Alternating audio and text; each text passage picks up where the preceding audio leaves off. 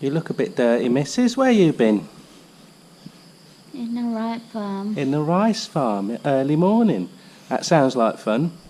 Hi guys, welcome back to the farm in Thailand. And today is the day after our worst ever day in Thailand. Stay tuned.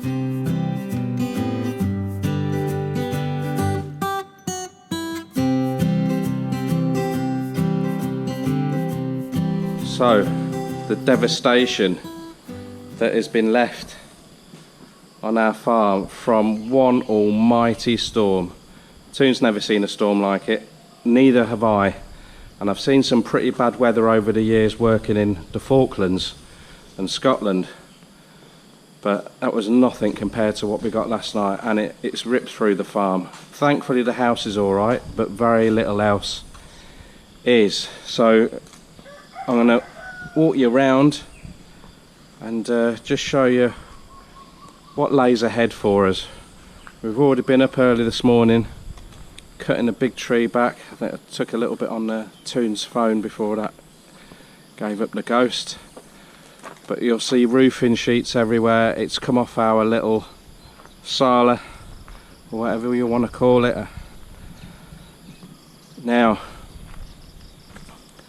I think what I do is tell you how our day started yesterday, because it was bad even before the storm hit. So, woke up in the morning, alarm went off, always check my emails first, and we got confirmation from a guy saying that him and his missus wanted to come and visit and stay a night or two. So, once we'd fed the animals, up we got, went down to the house in the village, started to clean it all. I thought I'll just check the aircon, kaput. And Toon had a really good go at trying to fix it, but it was beyond her electrical capabilities. So we finished cleaning the house rather.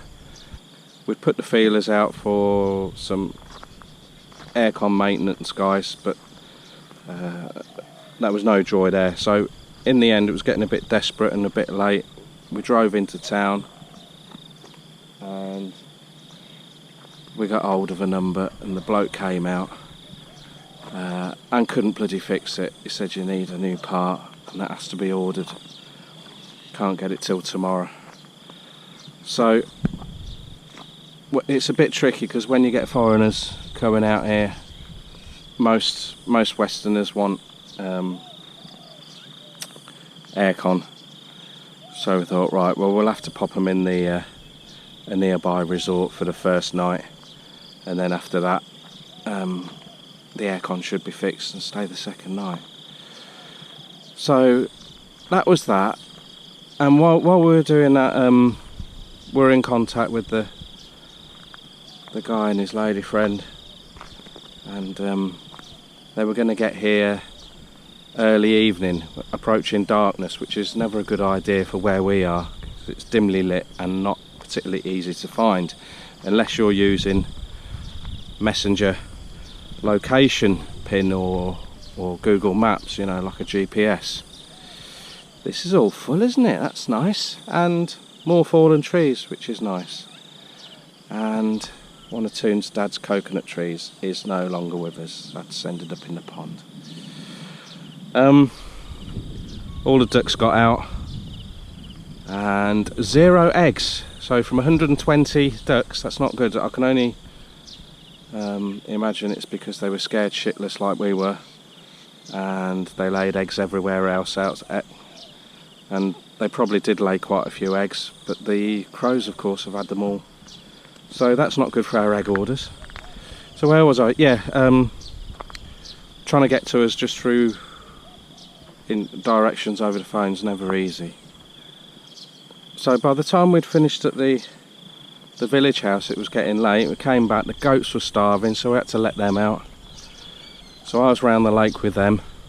Toon had gone back to the village house to meet the aircon maintenance guy, and the thunder started to roll in, which it has done for the past couple of days, but we had been warned by a friend of ours that we had some bad weather coming, So I got the goats in, they'd just about had enough food, and then the storm started to build.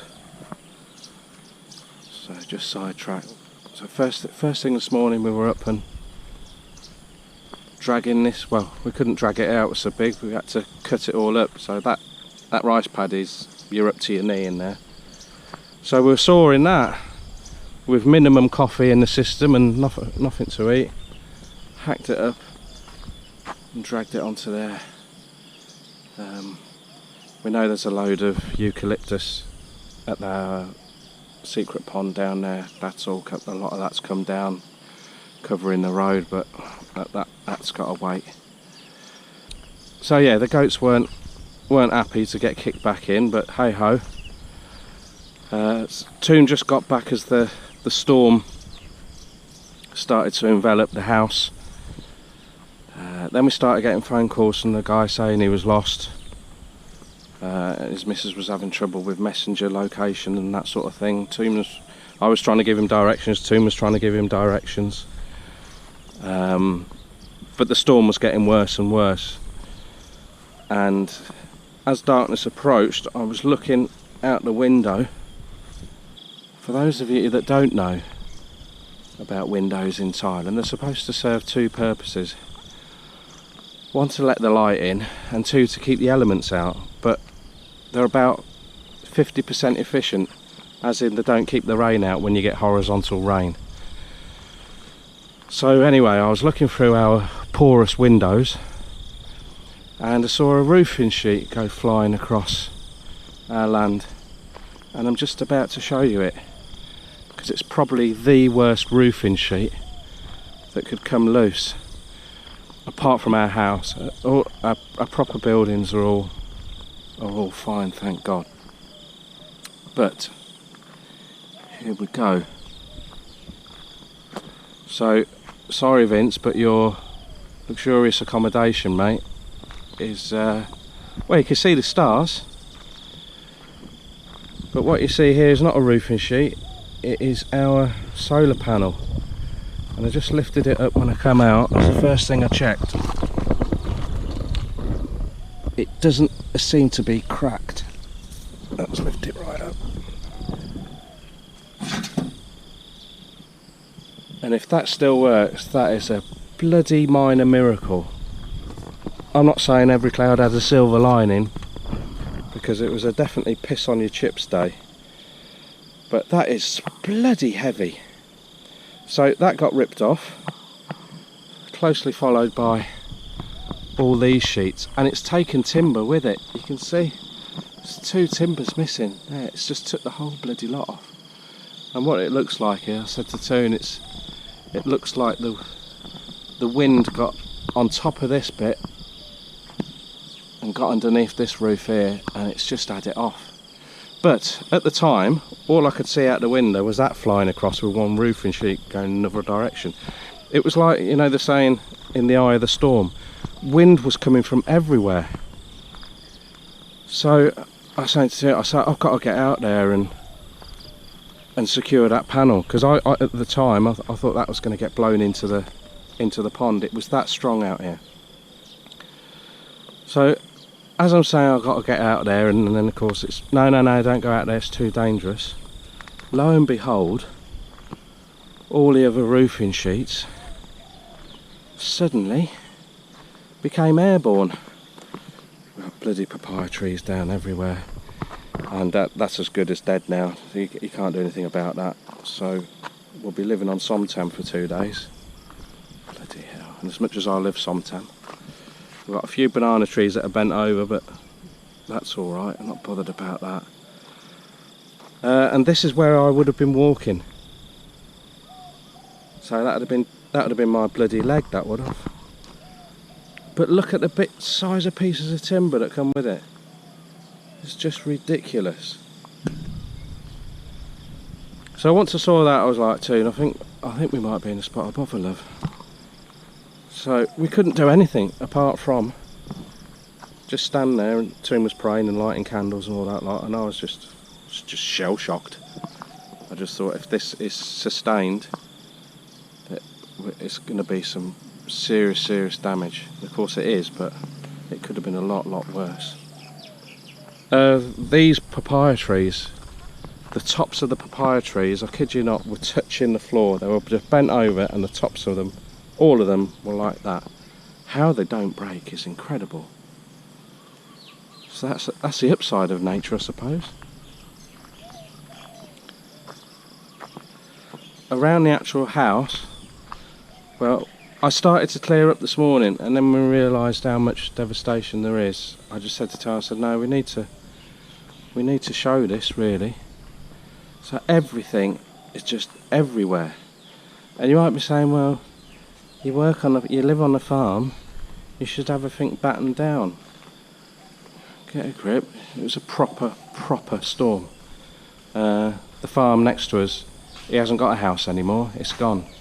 So he was up early going to see the mayor and go and take some photographs of the devastation. So no, it was something special last night. Our cashew tree is not leaning very well.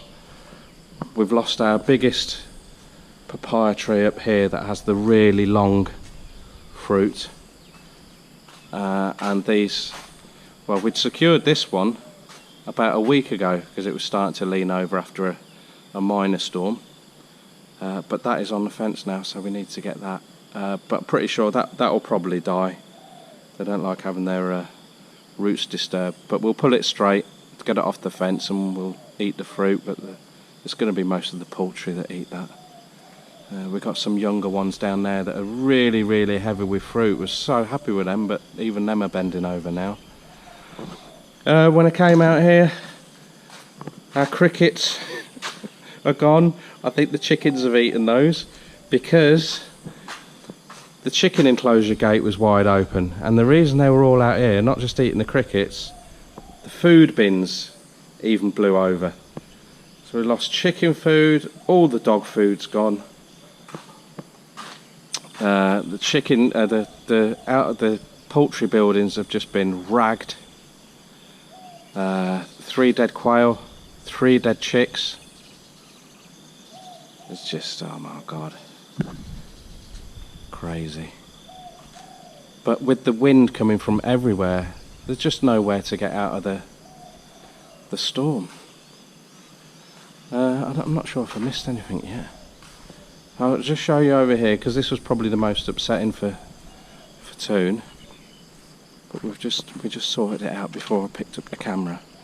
And this is Toon's dad's Jaydee that we've got here with his ashes in there. And it even blown, or I think some timber, falling branches and stuff, had knocked the top of the Jaydee off. And it's bloody heavy. And there's a hell of a point on the top of it, and it looks like it smacked one of the lower sections on the way down with the pointy end. So it's damaged that, unfortunately, which may not seem a lot to some people, but to Toon obviously it's very upsetting. So I had to scale that this morning and pop that back on, but that was an easy job. The goats are alright, thank God. They're all, I think they're trying to get some kip now. So that's probably it for the damage, but that wasn't the end of the story. As it became dark, we got another phone call from the guy that was trying to visit us, and he got his Toyota Hilux, or his missus' Toyota Hilux, stuck in a sugarcane field and couldn't get out.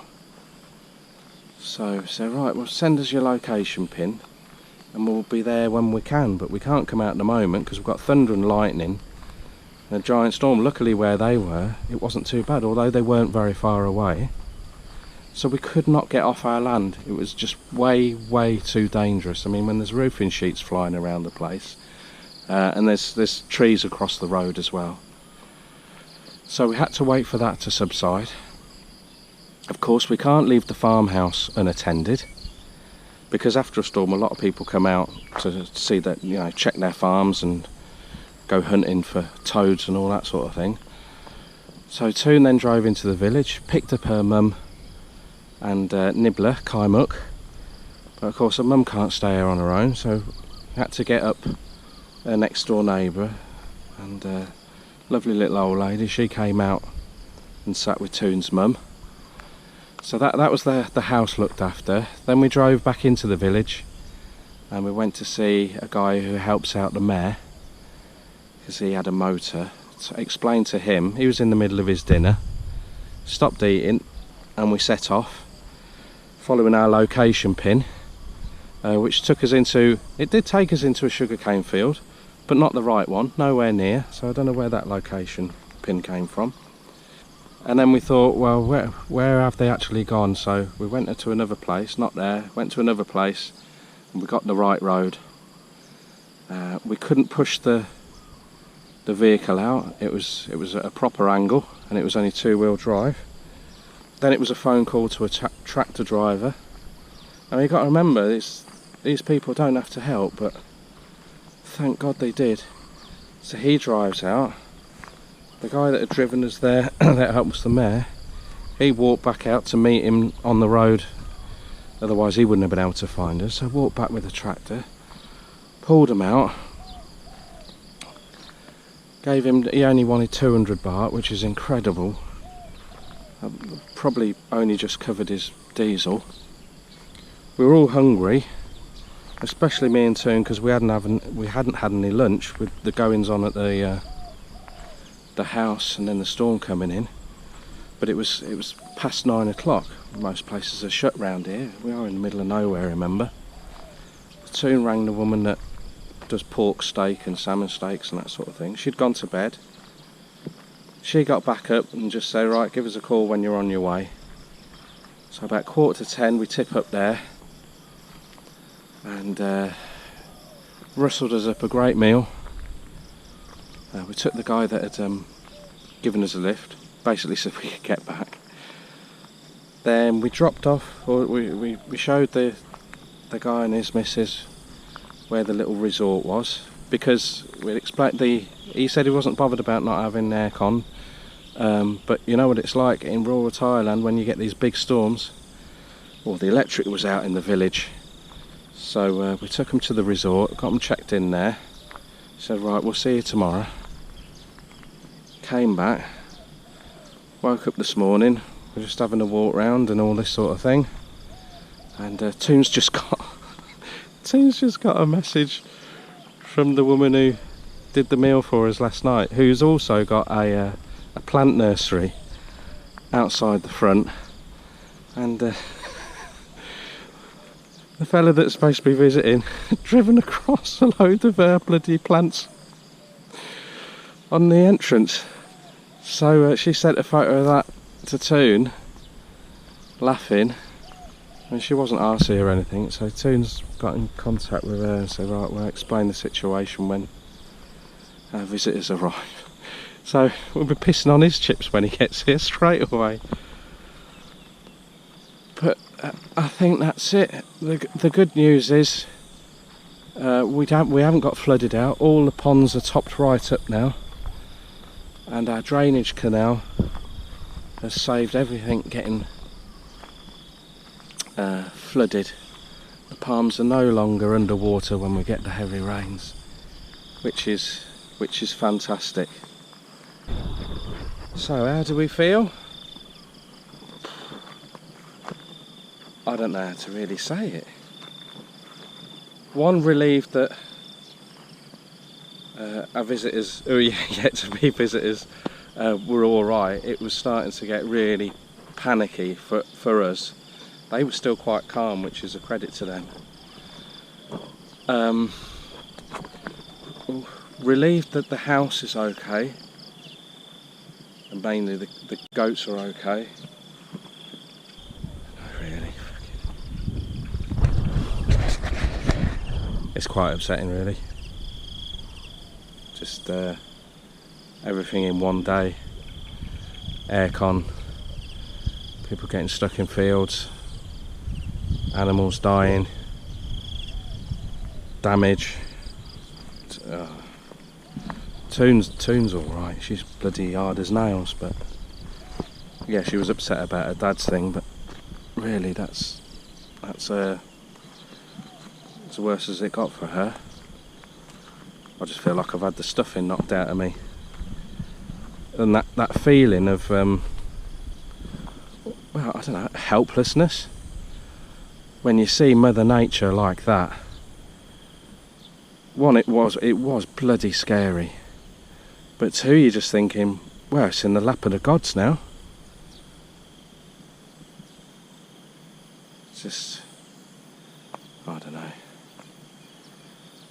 I know some people say, well, bloody hell, you live on a farm, this sort of thing is bound to happen with Mother Nature and things that you're growing and livestock and all that lot.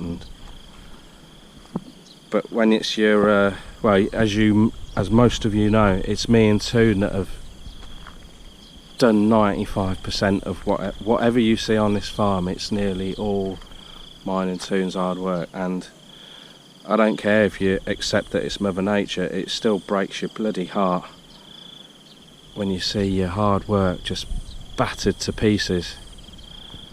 And like everything else, all the challenges that me and Toon have, and I'm sure a lot of you have had your big challenges in lives as well, this won't break us. We'll bounce back and we'll remain positive. One thing's for sure, in a few years' time, you know, when you look back on these challenging times, we won't be laughing about it. We normally do, but this was at such a scale that no, I just can't see the funny side of it. Not now and not in the future.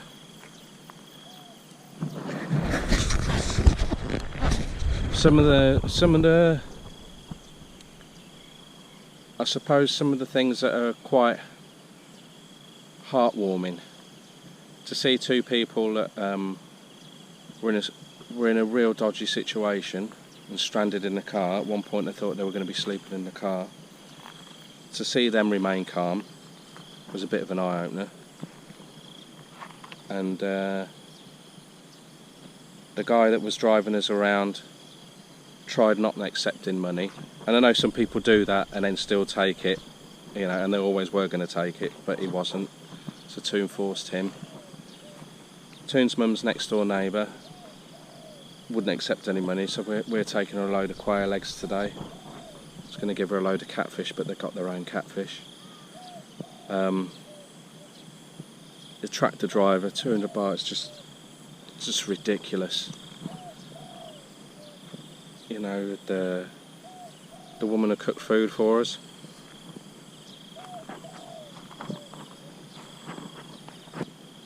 And this is why I get so pissed off with a lot of people, and I'm shy to say a lot of Falang really piss me off, and I'll tell you for why. They spend most of their bloody sorry life moaning about Thai people, and to me some of them are the most beautiful hearted people I've ever met. Right, it's getting a bit emotional. It's brave face time again. Our visitors have just turned up, so we haven't tidied anything up. I said to Toon, leave everything. I said I want to record all this before we start the tidy up. To be quite honest, I don't frigging care. We've got everything everywhere. I'm not shy. A year or two ago I might have been like, oh fucking hell, we've got to get up 4 o'clock and tidy everything up. Bloody jog on. Right, thanks for watching, guys. Do us a favour, will you? Let the bloody ads roll. Yeah, come in! And if you'd like to be our saviour and join us on Patreon, we'll bloody owe you one. Thanks for watching as always. And alright, let's go and get the kettle on, eh?